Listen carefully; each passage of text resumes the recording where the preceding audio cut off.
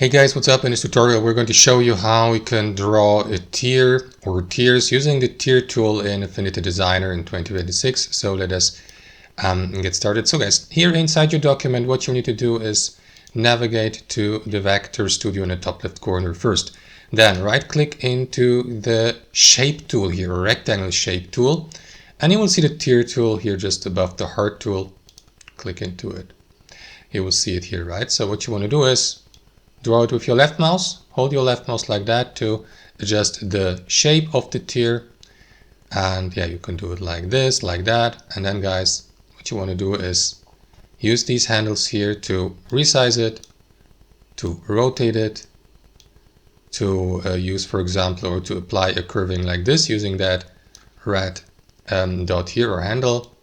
Do the same here for this axis and that one as well. So now the tier looks like this, or a raindrop, for example, right? And yeah, you can of course apply also a fill color here by the color wheel, right? So let's leave it like that. Adjust the opacity here using that slider. And that's how you draw a tier or a raindrop on Affinity Designer in 2026. Thanks for watching and have a wonderful day.